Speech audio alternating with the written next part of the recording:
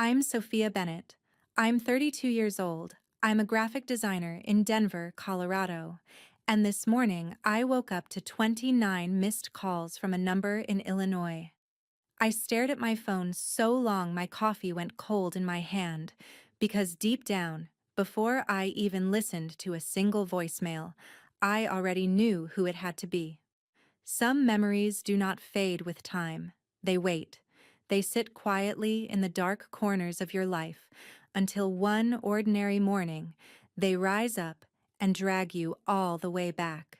For me, it was one sound, one number, one flashing screen, and suddenly I was 12 years old again, standing alone inside Union Station in Chicago, watching the only people who were supposed to protect me turn my fear into entertainment. My mom left me at a train station as a joke. They laughed. They actually made a bet over whether I could find my way home on my own. I can still remember the way my stomach dropped when I realized they weren't coming back after me. The way every face in that station looked unfamiliar. The way the whole city felt too big, too loud, too cold for a little girl with almost no money in her pocket. That was the day everything in my life split into two versions. The girl I had been before that moment, and the person I had to become after it. I never went back. Not that night, not the next week, not ever. I built a different life, a different name, and a future so far from them that most days I could almost believe they no longer existed. But this morning, those 29 missed calls proved something I had spent 20 years trying to bury. The past does not always stay where you leave it. Sometimes it comes looking for you. Hey, does the weather where you are feel perfectly in tune with your current mood right now? Growing up in Willow Creek, Illinois, taught me very early that appearances meant everything in my family. To our neighbors, we looked solid and respectable, the kind of middle-class American family people pointed to when they wanted to talk about hard work and good values. My parents owned a small but successful chain of home goods stores, the kind of places that sold kitchen mixers, bedding, discount coffee makers, and every random household item people forgot they needed until they walked past a bright display. On weekends, my father grilled in the backyard, my mother waved at people across the fence, and everyone acted like we were building the kind of life other families should admire. But inside the house, love was always tied to performance, and safety depended on whether my mother was bored enough to invent another lesson. She loved calling them lessons. That was her favorite word. If I cried, I was too sensitive. If I asked for help, I was helpless. If I forgot something, I needed to learn responsibility. She could turn any normal childhood mistake into a reason to humiliate me, and my father always backed her up with a grin, like cruelty was some kind of team sport they both enjoyed. When I was 8, I asked for a pair of sneakers at the mall because my old ones were falling apart at the toes. My mother told me I was acting spoiled, marched me to a bench near the food court, and said if I wanted to live in the real world, I could start by sitting there alone and learning that nobody owed me anything. They left me there for almost 3 hours. I remember staring at the pretzel stand, smelling cinnamon and butter, trying not to cry, because every time I cried, it seemed to entertain them. When they finally came back, my father laughed and asked my mother if she owed him $20 because he had guessed I would still be sitting in the same spot. When I was 10, I cried after a youth football game because a group of boys from school had mocked me in the parking lot, and instead of comforting me, my parents drove to the far side of the stadium lot, told me to get out, and left me there after sunset because, according to my mother, tears made people weak, and weakness attracted worse treatment.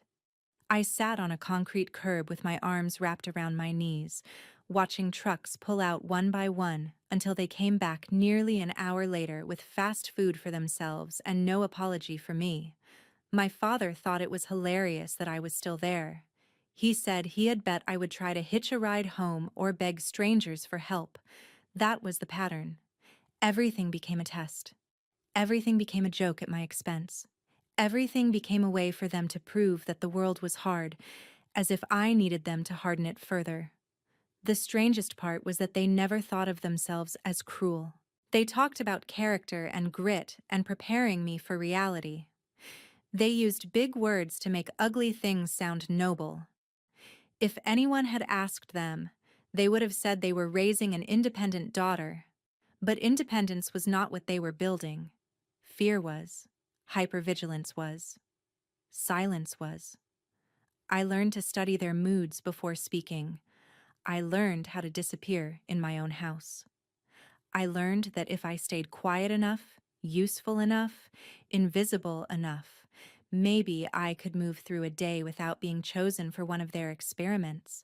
The only place I ever felt like I existed outside their rules was on paper.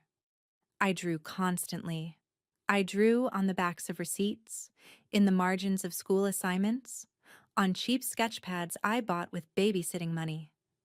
I drew bedrooms with locked doors, train windows full of light, women standing on mountaintops with no one behind them. At 12, I could not have explained any of that to you, but I know now that I was trying to draw my way out of my own life. What pushed everything over the edge was something so small most parents would not even remember it a week later. I got a B+ in art. Not math, not science. Art. The one subject that made me feel alive. I was proud of it until I walked through the front door and saw my mother holding the report card like it was evidence of moral failure. She asked how a girl who spent so much time drawing could still manage to disappoint her in the one class she supposedly cared about. My father said maybe I was getting lazy. My mother said maybe I had started thinking effort was enough. That night, while I sat in my room pretending to do homework, I heard them talking in the kitchen, their voices low and amused in the way that always made my stomach tighten. My mother said I needed a lesson I would never forget. My father said he would bet money on that. The next morning, they acted so cheerful it made my skin crawl. My mother made pancakes. My father actually asked me if I wanted orange juice. They told me we were taking a day trip into Chicago, just the three of us. And for one stupid, desperate second, I thought maybe they were trying to reset something. Maybe they had cooled off. Maybe the report card fight was over. Maybe this was the closest thing my family could manage to an apology. I should have known better. The whole drive from Willow Creek to the city felt off, in a way I could not fully name at the time. My father kept the radio loud and drummed on the steering wheel like he was in a great mood. My mother kept turning around from the passenger seat to ask me questions she already knew I would answer carefully. Did I think I was smart? Did I think smart girls were ready for the real world? Did I think life would care whether I was scared? Every answer I gave seemed to amuse them. Every time I tried to stay quiet, they pushed harder. By the time the skyline came into view, I had that familiar feeling in my body, the one that said something bad was coming and I would not be allowed to prepare for it. We parked near Union Station around noon. I had never seen anything that big or that crowded up close. The station felt like an entire city compressed under one roof. People with rolling suitcases hurried past in every direction. Businessmen, families, tourists, college kids, all of them moving like they belonged there. I stayed close to my parents because I did not know where else to stand. Inside the main hall, my mother pointed to a huge pillar near the entrance and told me to wait right there while they moved the car and grabbed lunch. 15 minutes, she said, maybe 20. I asked if I could go with them, and my father laughed so loudly people turned to look. He said I was 12, not 2. My mother leaned close and told me not to embarrass her in public, so I nodded and stayed by the pillar while they walked away. I remember checking the big station clock over and over. 15 minutes passed, then 30, then 45. At first I kept telling myself the parking was bad, or the food line was long, or they had gotten turned around. An hour in, my chest started to hurt. An hour and a half in, I could feel panic rising so fast it made my hands shake. I had $9 in my pocket. No phone, no address written down, no idea how the trains worked. I had never felt smaller in my life. I started walking a few feet away from the pillar and then rushing back because they had told me not to move, and even then part of me was still terrified of doing the wrong thing. The station got louder as the afternoon dragged on. Every announcement over the speakers made my heart jump. Every woman with dark hair made me turn my head. Every second stretched until it felt cruel. Then I saw the car. Through the front windows. Moving slowly past the street outside, I saw our car glide by. My whole body jolted with relief so strong I almost laughed. I ran toward the glass, waving both arms, and for a split second I actually thought they had come back. My father was driving. My mother was in the passenger seat. Both of them were looking right at me. My father smiled first. Not the relieved smile of someone who found a lost child. The smile of someone watching a punchline land exactly the way he hoped it would. My mother rolled down her window and leaned out just enough for me to hear her over the traffic. She yelled, "I bet $50 you cannot even find your way home." Then she laughed. My father laughed with her.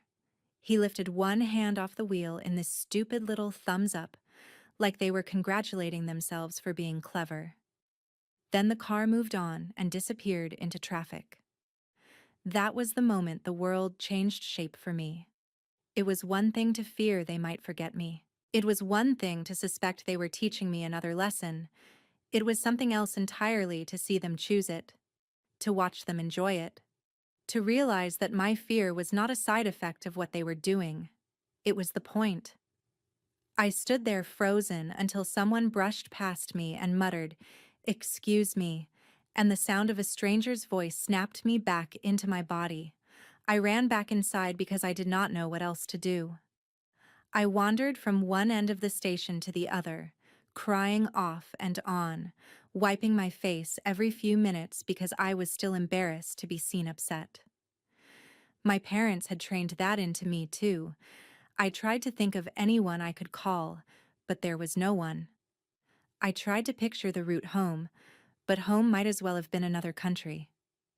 I sat on a bench, then stood up again, then walked in circles until my legs hurt.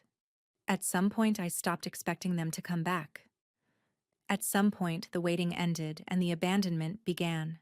That difference may sound small, but when you are 12 years old, it feels like falling through ice. I spent almost 3 hours inside Union Station after they left me there, long enough for the light outside to begin shifting, long enough for the crowds to thin and fill again, long enough that I stopped thinking in complete sentences and started moving on instinct alone.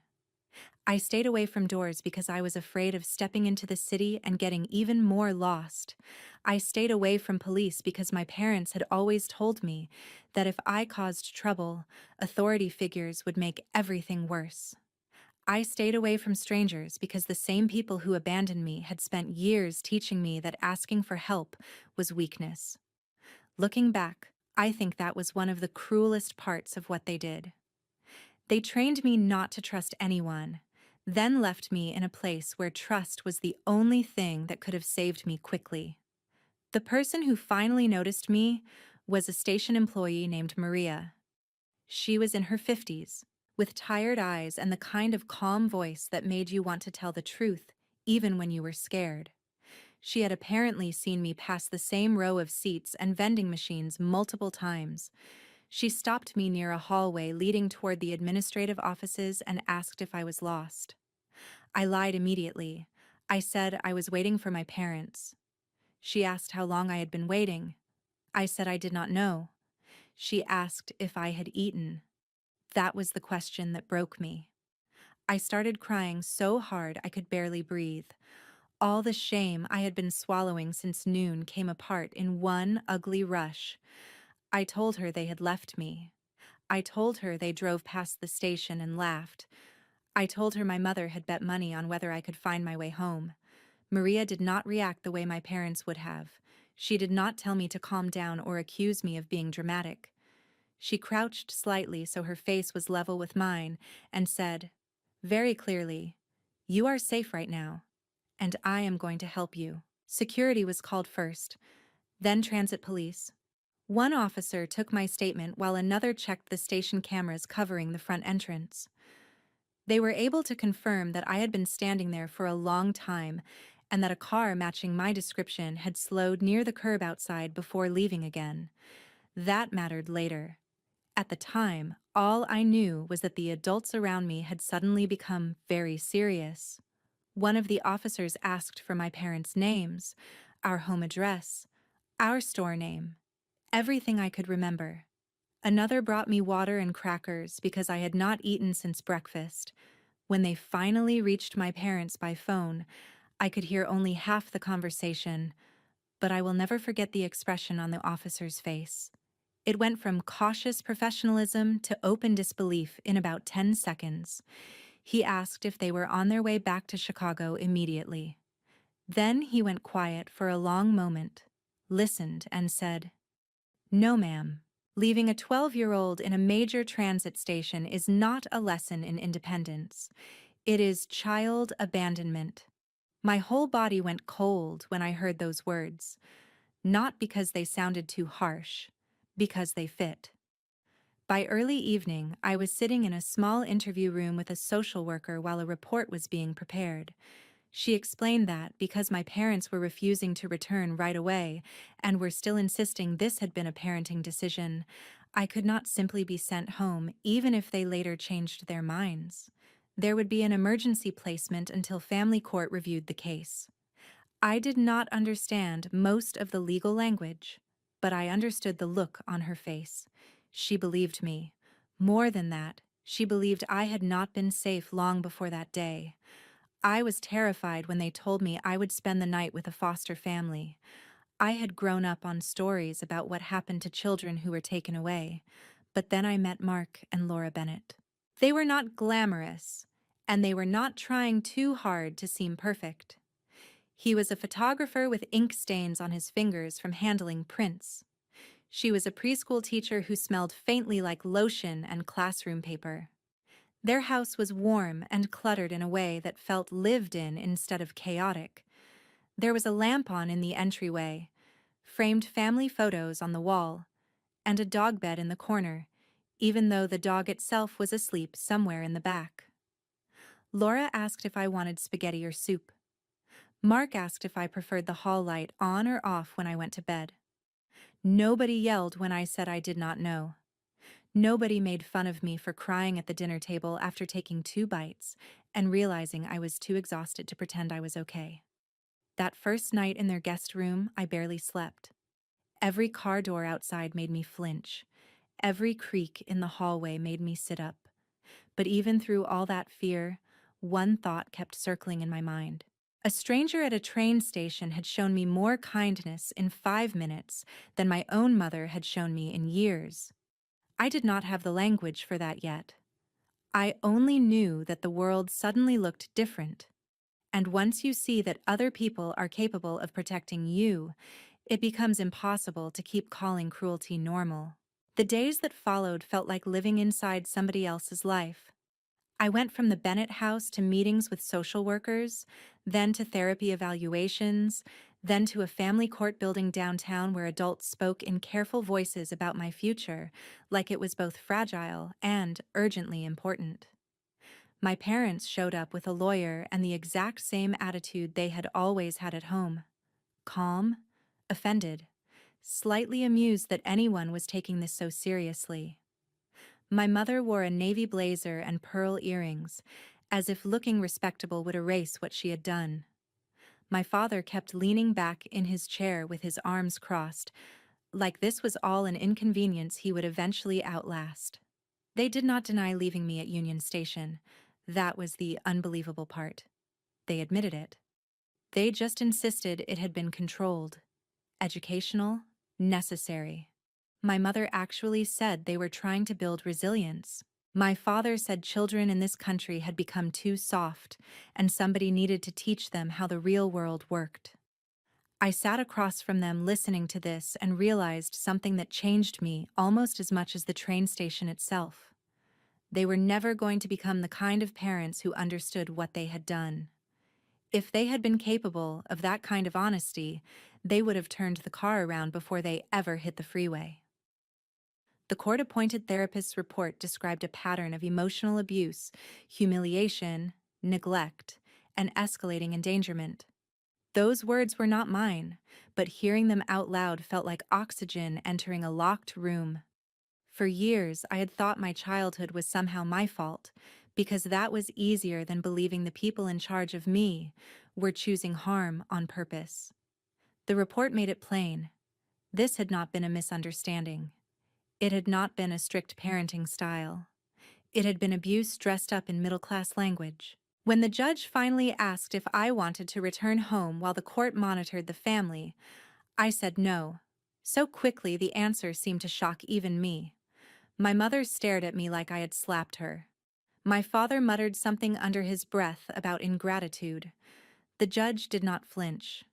The next phase was supposed to be a path toward reunification. Parenting classes, family therapy, supervised visits, regular reviews. A long process designed to give my parents a chance to prove they could change. On paper, it sounded fair. In reality, my parents treated it like a public insult. They hated the idea of being evaluated.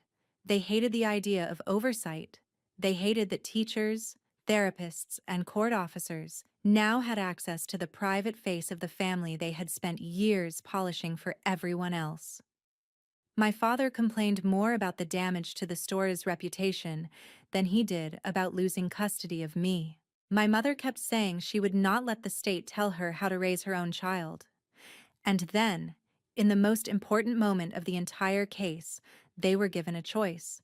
They could commit to a 2-year reunification program and do everything the court required.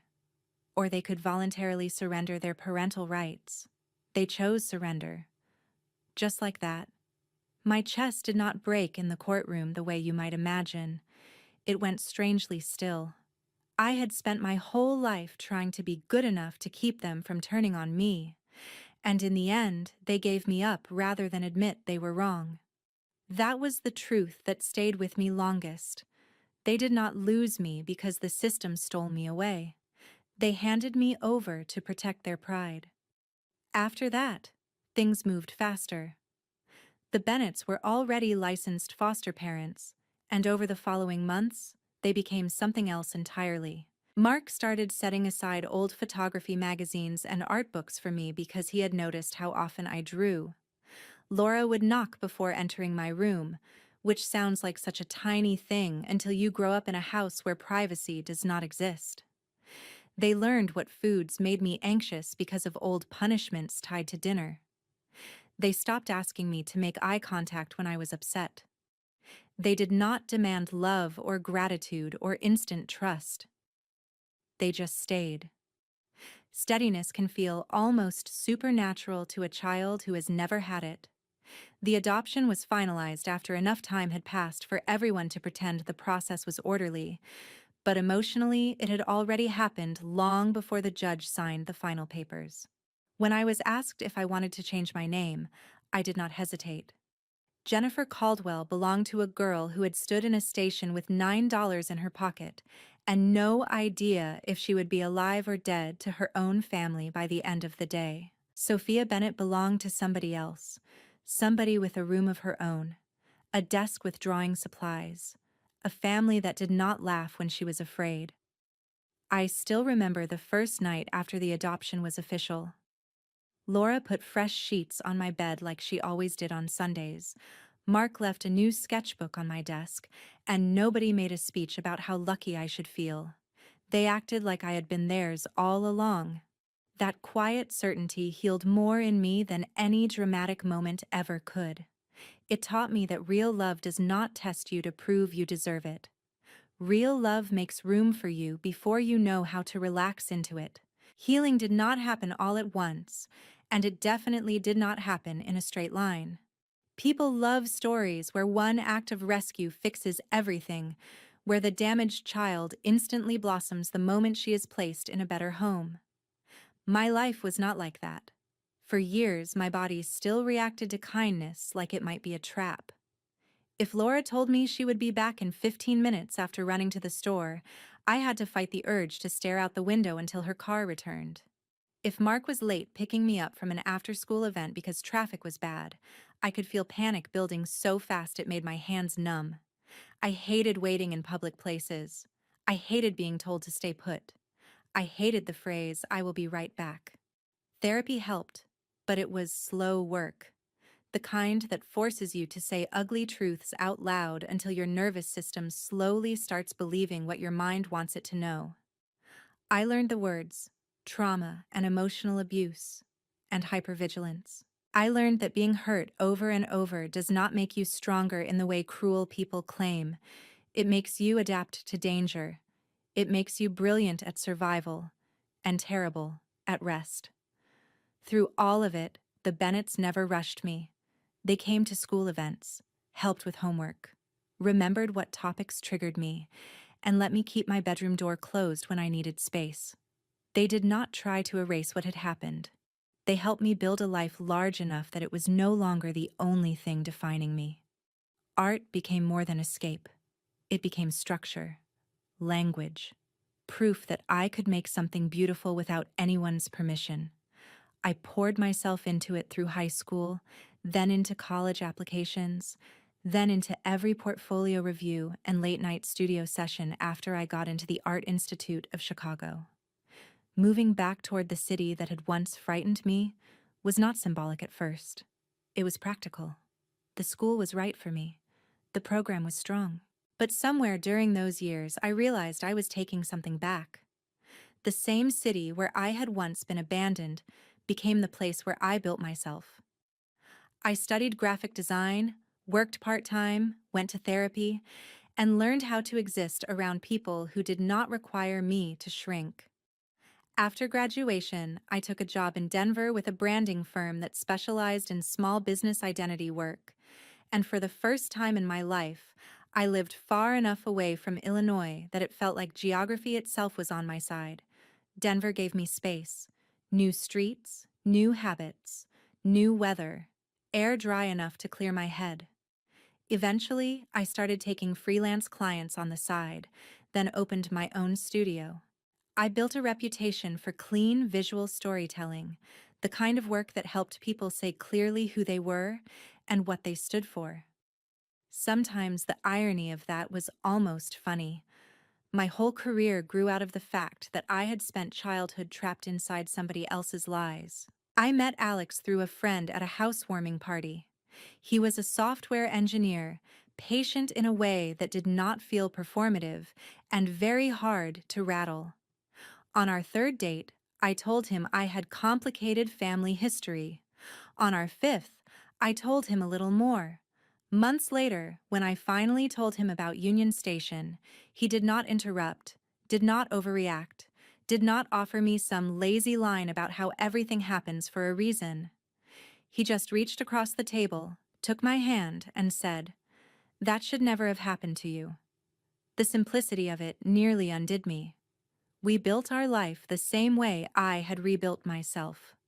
Slowly, deliberately, with room for honesty. We got married in a small ceremony with Mark walking me down the aisle and Laura fixing the back of my dress while trying not to cry. We adopted a rescue dog named Max, a mutt with one torn ear and the cautious soul of something that had also been left behind too early. I blocked every account my biological parents ever tried to use to contact me. Facebook, Instagram, old email addresses. I even changed my phone number once after a holiday voicemail from an Illinois line left me shaking for an hour. I did not talk about them unless I had to. I did not visit Willow Creek. I did not use my old name.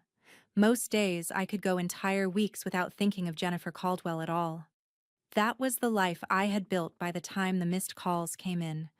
A good marriage, a studio with steady clients, morning walks with Max, dinners with friends, Sunday calls with Mark and Laura.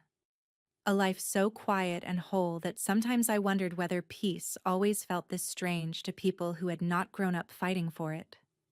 Then my phone lit up with 29 missed calls from Illinois, and the ground beneath that peace shifted.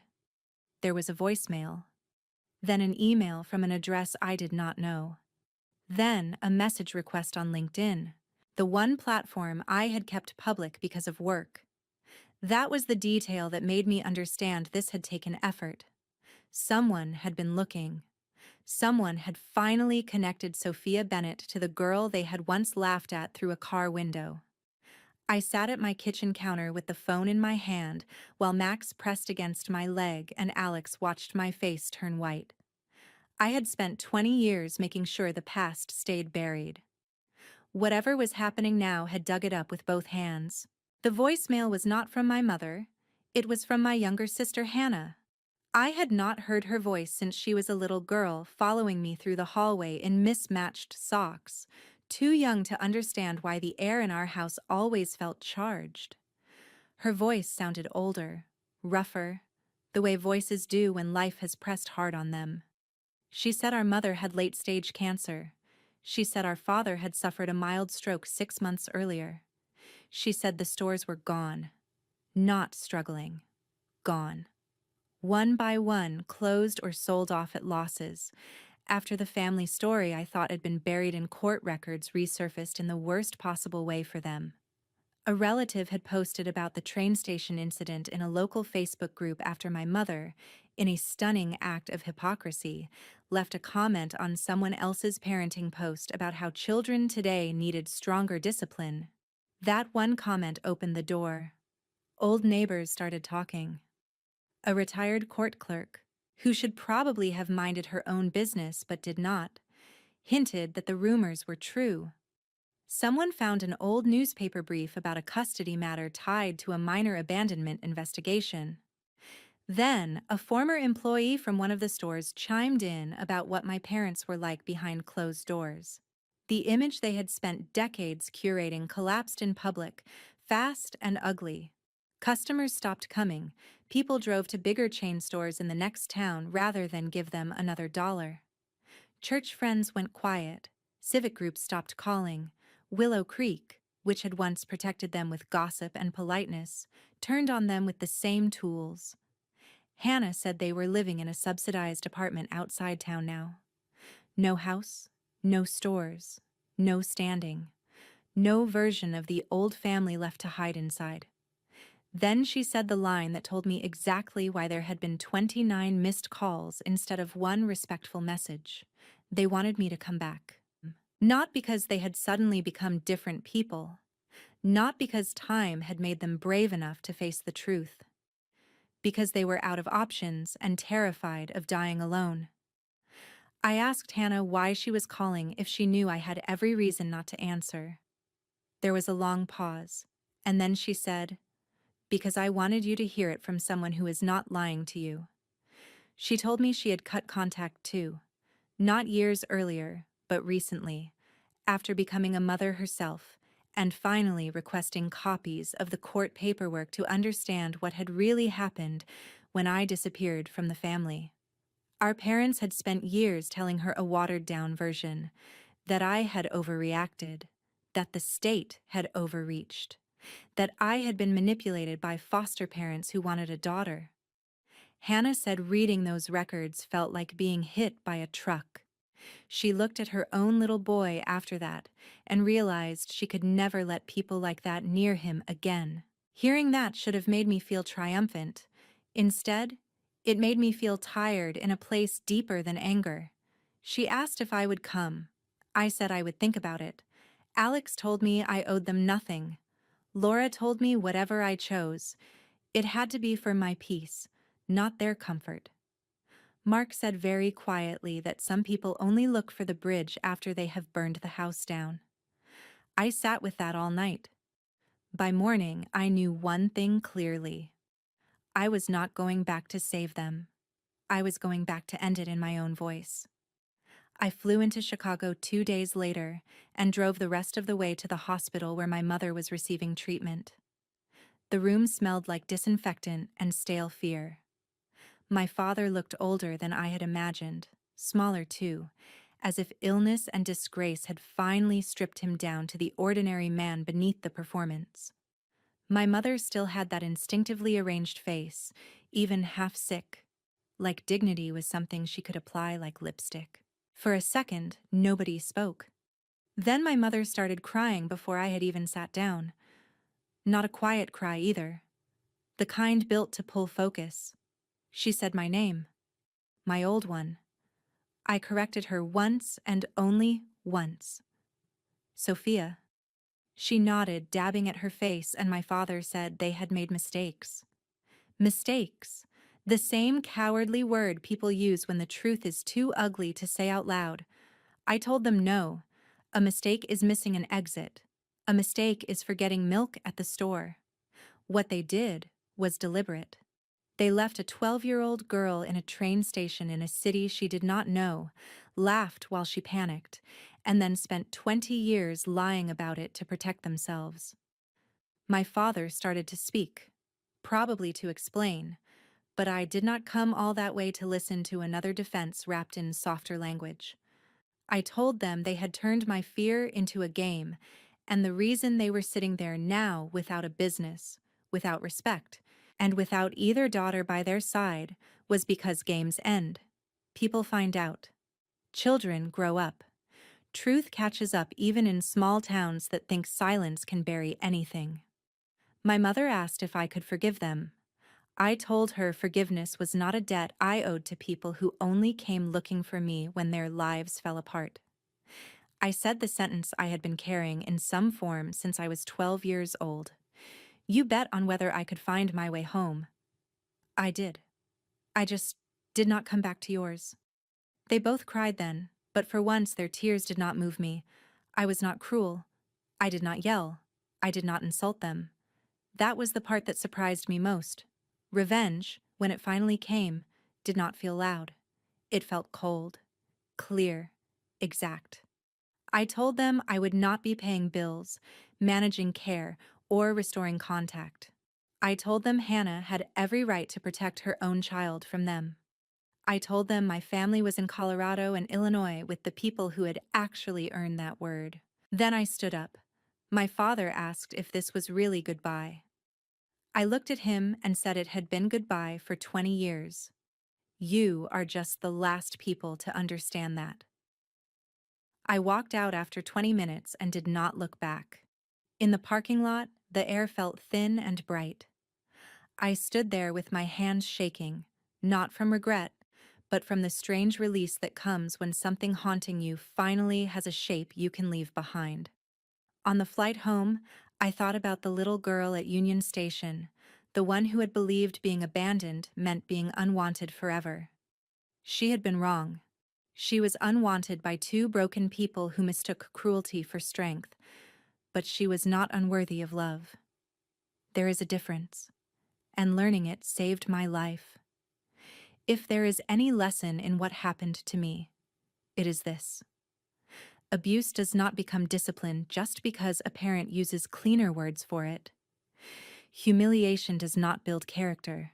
Fear does not make children stronger. It only makes them older before their time. And walking away from people who hurt you, even if they share your blood, is not bitterness. Sometimes it is the healthiest thing you will ever do. I did not leave that hospital feeling guilty. I left feeling educated by my own survival. The family you are born into can shape your wounds, but it does not get to define your future. Real love does not laugh when you are scared. Real family does not test whether you can survive without them. Real healing begins the moment you stop calling cruelty a lesson and start calling it what it was. And once you do that, you can build a life so honest, so steady, and so full of peace that even the people who broke you cannot take it back.